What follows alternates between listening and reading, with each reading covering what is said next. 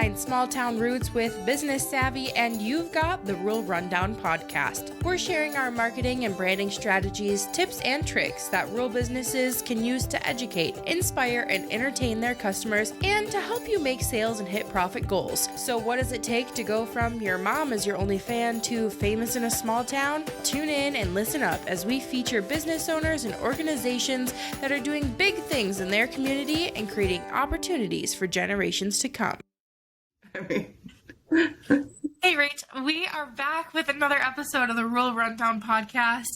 People have probably missed us. We've been a little MIA for a few weeks. We had some scheduling conflicts and things pop up. But how are things in your neck of the world?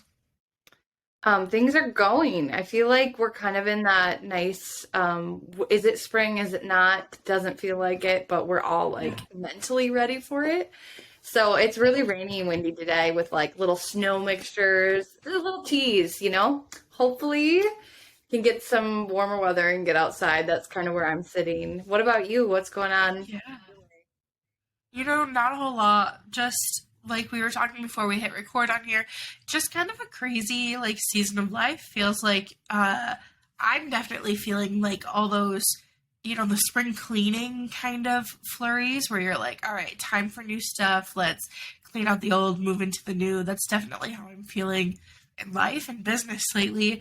The weather is great here. I think my pool turned over into pool swim temperature yesterday. So I think my afternoons are about to be a lot less productive, but more productive in terms of getting out and moving and being outside, but less productive in terms of work, which maybe that's okay too. Oh, I'm jealous. I would love to swim in a pool. That sounds so nice. Yeah, it's not fun right now because the tree that's right next to our backyard is it's pollinating, so it's dropping all of its little stuff into our pool, and Oli swept the bottom of the pool yesterday and it was just yellow with pollination, and I was like, that makes me makes my eyes water thinking about it. Yeah, you're having an allergic reaction. Exactly. Oh my God. All right. Well, today we're doing our book review. And this is a little late. We're into April now, April 6th. But hey, we're here. I finished the book a long time ago. So did you, actually. So it feels like, oh yeah, what did we read in this? But we read Big Magic by Elizabeth Gilbert. What was kind of your initial thoughts about the book? Yes. So I actually read this one in paperback or whatever. I didn't listen to it on audio. So, and it went really, really fast. Sometimes I feel like when I have a real book, takes me forever to get through it.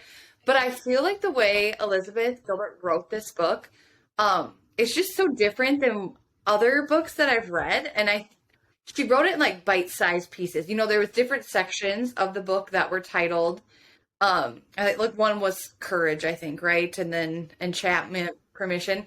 And then, but within that, she had bite-sized pieces. So if I didn't have a ton of time, I still felt oh, wow, I'm getting some of this out of this without having to sit down for so long and try to get through a chapter, So I just really appreciated the way she wrote it. I loved that. I thought it was easy to read. And overall, I just thought it was such a interesting book. Whether you think you're a creative person or not, I think this book is valuable for anybody.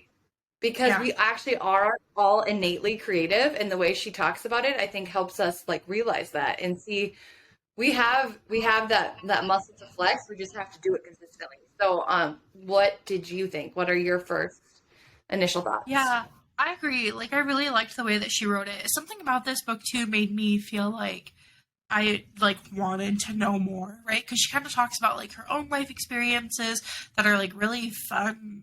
They're fun little quips and experiences. She also talks about some of the hard times she had when she was beginning being a book writer, before she had those, bestsellers. And then after she had the bestseller too, what that meant now, what comes next.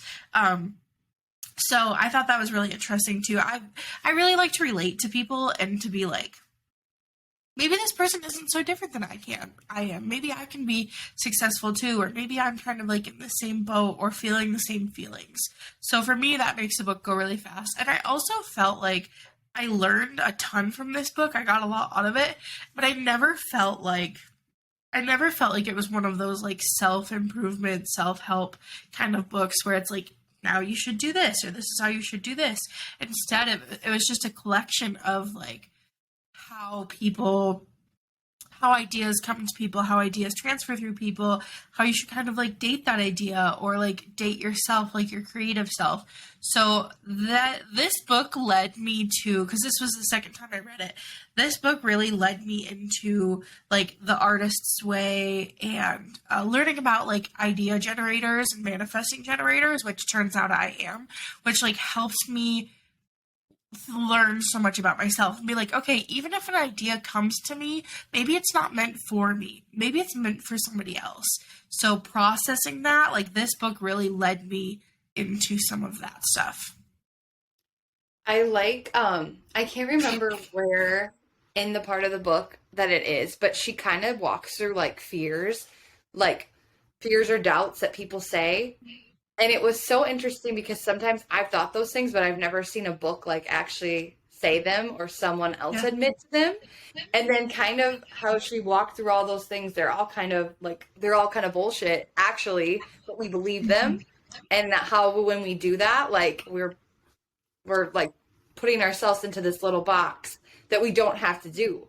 And I like again, I wish I knew the chapter and the exact spot, but I think that was like kind of a mind blowing part of the book for me that it's like, oh, I'm not the only one who thinks this. And like the joke's on me that I'm letting that rule my day or rule the way I think about my own projects and stuff. So yeah, there were so many different parts of this book that I thought were great. Um, do you have any others that are sticking out to you right now? Like things that you had takeaways from? I mean, I think like the biggest part of this book that I always share with people is like, because it can get woo woo, right? And I think she talks about that, or she like mentions it right away. That's like, hey, like this isn't supposed to be this whole like spiritual thing. It doesn't have to be either. But like, these are just experiences that different people have. And like, this is how it's easy for her to like digest these thoughts or ideas or things. So I always talk about like, the transfer of ideas because again like I think that's so much of what stuck with me because I I mean, I look around at my desk and I probably think about all these notes that I have or things that come to me or like gosh, last week I was just really stuck. I'm like maybe I should create another magazine. Like maybe I should do something different. And I'm like I have to like remind myself to sit with that sometimes because maybe that's not my path. Like maybe that's not meant for me. Maybe I don't need to take on another project. Like maybe that's meant for somebody else who's going to like show up a little bit later in my business and then I can help them that way. So I'm always thinking about that with people and like connections I have with people because of this book. When Elizabeth Gilbert talks about when she met a fellow writer who I cannot think of the name of right now. And when they first like met, the writer had kissed Elizabeth Gilbert and she was like, whoa, it was like this weird thing, but she was like, it was like a shocking sensation. It was whatever. Like a year or so later, they meet up again and she's like, hey, I'm writing a new book. And Elizabeth is like, oh, I'm like trying to get back to an old book. And they're like, what's your book about? And it's this very like exact same thing. It's not a theme. It's not a genre. Like it is the book. And they trace back to when the new writer started writing the book and when Elizabeth like kind of like let go of the book for a little while and it was basically the kiss. Like that's what happened and how that idea transferred. And she talks about other artists throughout history, you know, who these ideas come. She talks about one poet who she said it seems like the idea would like chase her and like hit her and sometimes she could catch the tail of it and when she would just catch the tail of it the poem would already have moved through her and she would write the poem backwards.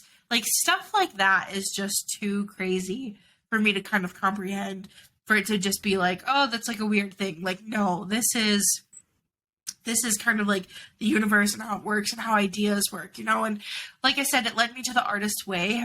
If people haven't heard of that or used that before, it is a journal. I cannot think of the writer of her. I want to say her name is like Julia or something.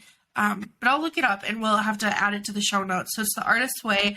And that talks a lot about like dating yourself or taking yourself as like an artist on a date, right? Or like trying new mediums, or using journal. They have this thing called morning pages where you write 3 pages of content, and you just write. You never go back and read them. You never go back and look at them. But you just like get that stuff out of you. So Big Magic really turned me on to a lot of that stuff, and a lot of dealing with thoughts or ideas or stuff that can take up a lot of space in my brain when like I have to be thinking about other things. Just different things that help me process like, okay, how can I compartmentalize this stuff or set it aside for like another project or do something like that. Like that's a lot of what I took away from this book. Even though there was never any like, this is how you do it, step-by-step thing, that's just what I took away from it. I think that's so interesting. That's why when I said that earlier, that I think anybody could get something out of this, because I think you take the pieces that kind of like speak to you and you can put them into your own life. And when you were talking about that lady, the one who did the poems and then like did them backwards. Yeah. I think that they like mentioned that it would be like when she was out doing field work or something, that's when the ideas would come to her. And I think that's so funny, because how many conversations have you had with people like, my best ideas happen when I'm in the shower, or right when I'm trying to go to bed, or when I'm in the car driving and jamming out. And I think that's so funny, because it's like we're relaxed, and then that's when like we allow ourselves almost to like welcome it in. And then that's why I have like after the shower, I'll like scramble to my phone and put notes into my phone, or have a little notebook by my bed, or scattered throughout the house, just so I'm like, oh, I don't want to forget that. Because sometimes those ideas are so good, and then if you don't write them down, you will forget them. So I think that's really funny. The other thing that I really took away from this was like how loosely we need to hold like our egos when we're trying to create. Yeah. Because Elizabeth Gilbert had like, what was the book? Eat, Pray, Love, that went and just like blew up. And then she kept trying to write books after that, and not all of them blew up like that. And she said, if I would have just stopped, I would have never done all these other things. But so many of us, whether it's a failure or success, we stop at one of those and think that's all we can do, and we can never get past that or move past that. And then that's the standard we have to meet. And it was kind of like, I think that's the permission thing, was it's just like, we need to get over that and then just keep doing it, because you never know what's going to stick. Yeah. Something might be trash, but 2 times later, it might be another thing that's like meant for you and meant to reach other people in a new way. So I think we sometimes have to let that go, and it's really hard to do. It's the perfection thing. I mean, I struggle with that. And sometimes, what's the other cliche everybody says? Version 1 is better than version done. Yeah. Done is better. Is better than version done. Yeah. Yeah. No, yes. Gosh. I liked when she talked about too, like as a writer, like she had to get really scrappy sometimes. And I feel like I like tell myself this sometimes. I'm like, maybe I just like get too comfortable, right? Like I never have to get real scrappy. I never have to like get to that point. You never want to like be at that point either, so it's not like I'm like asking for that kind of stuff to happen, but I never have to be like scrappy or figure it out or like get to the point where like this has to like make me profitable, make me money, make me whatever. And I think just like as humans in general, right, like there's always other options. There's always like, well, you can go get a job somewhere else, you can always go like do whatever. And she talked about like the group that she kind of formed with friends that were also writers, and how they would like share their work back and forth and really kind of collaborate on stuff. There's just a lot in this book that I really kind of like took away, and I was like, okay, like, maybe like you said a little bit too, like remove your ego a little bit. How do I like place myself in this project differently? How do I look at this differently? How do I, as I'm approaching new projects, how can I kind of like take that experience and approach them differently so that it's different from the get, So yeah, there's a lot of stuff. It was really good to reread this. A lot of stuff that I, when I read it the first time was in the very beginning of my business. It was like right before I started freelancing, actually. So I was still like in a career where I was getting paid a steady paycheck. And it was really like, okay, like I can be creative, I can whatever. There's so many times where I think we tell ourselves, like, even me in a creative position, I'm like, oh, I'm not creative. Like right now I'm on a project where I'm struggling, where I'm like, I'm not a hand, I'm not like a hand typist, like not an illustrator. I can't create type from hand, I can't whatever. And then it's like, God, just remove yourself a little bit and approach it differently. Yeah. I think a lot of things can change and a lot of things can be different. I agree with you on that.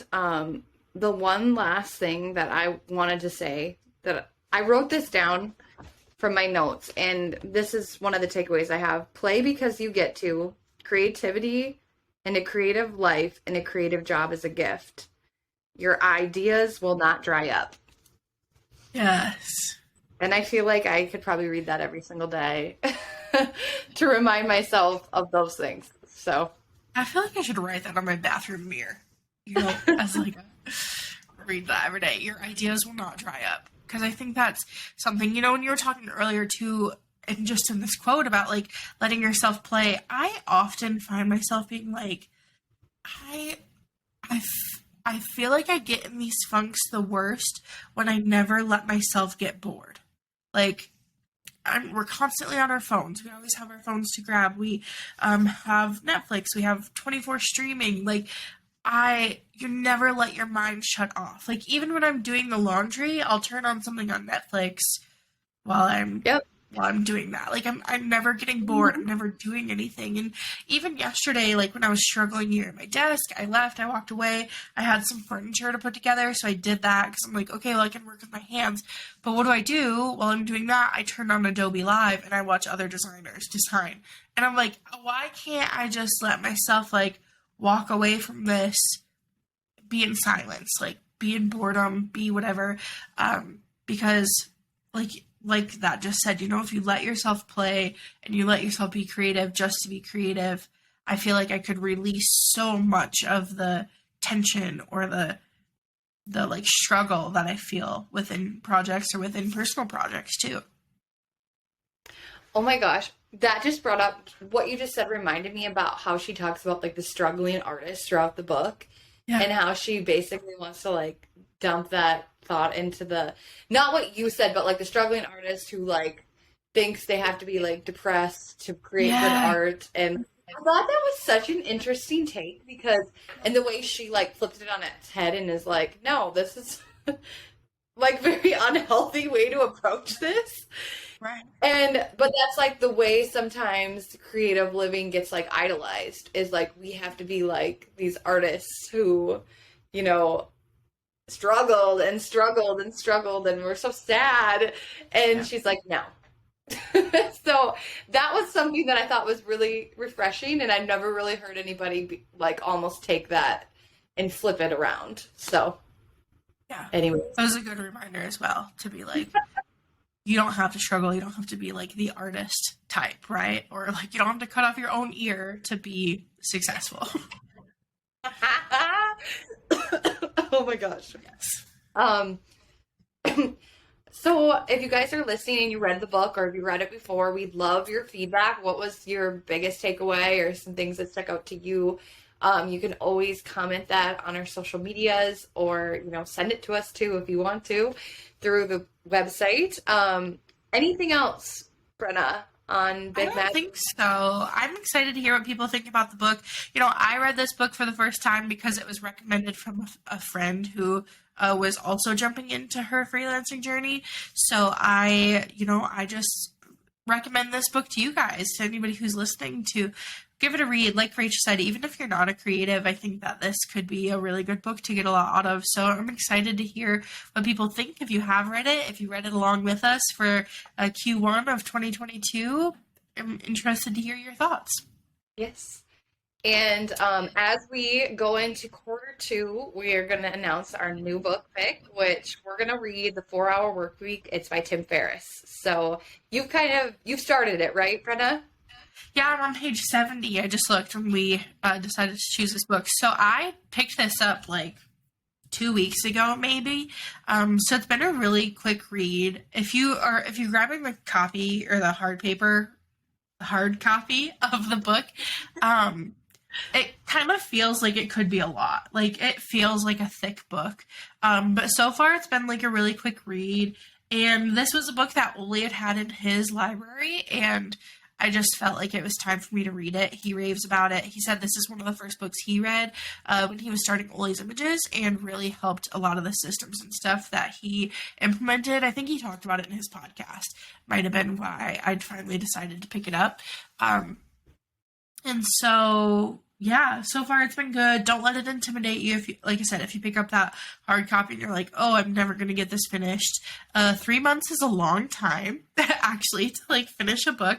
You know, we do this by quarters, so I think that there's like plenty of time. And like I said, it goes quick. So far it's been good. And it's been funny because, not to like spoil it, but there's a lot of stuff that I feel like I implemented. Well, maybe I only implemented it because I met Oli, but there's a lot of stuff I was feeling that I wanted to do when I started my business that Tim Ferriss talks about. So it's like, okay, how do I expand on this and level up and do more of this work? So yeah, excited to read it and go through a review with you, Rach. Yes, I'm excited too. I think I told you I read like half of this, probably like in 2017, and then the company I was working for at that time was like, actually, we're going to read a different book now. So I think we switched. But I'm excited to go back because I remember reading it and like just to finish it. And then apply it to running my own business now. I think that's going to be great. Before we go, if you're a loyal Small Town Savvy, I want you to go to our latest Instagram post. And I think comment like an emoji that's like magic, you know, for big magic. Yeah. So you let us know that you listened or you read the book or you're just enjoy hearing us talk. Either way. And thanks for joining. We're so excited. I'm happy to do this book club. I think it's fun. It keeps us accountable, and hopefully you guys are enjoying it. If you ever have book recommendations or a book you want us to read, let us know. I think that's kind of I like talking about the book. I like talking through it with you. I feel like that's like a cherry on top of like ending the book. You know, like when you get out of a movie at the movie theater and you're like, oh, what'd you think? So like I like the book club.